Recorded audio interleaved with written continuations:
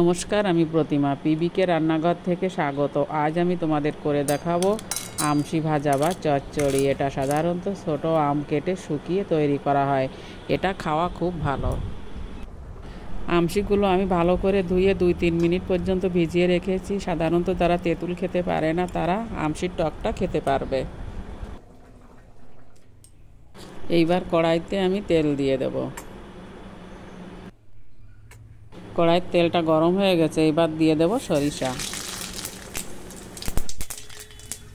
সরিষা ফুটিয়ে যাওয়ার পর তারপর দিয়ে দেব নুন ও হলুদ।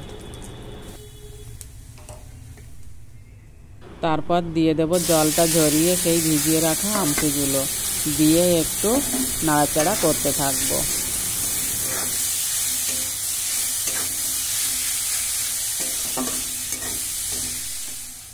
তারপর দেব হালকা একটু জল।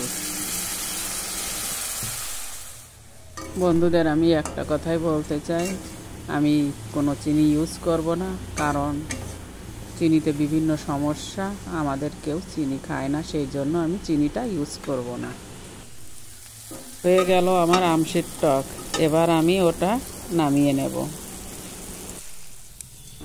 চলো এবার পরিবেশন করার পালা। দেখো বন্ধুরা, আমশির টকটা কত সুন্দর লাগছে।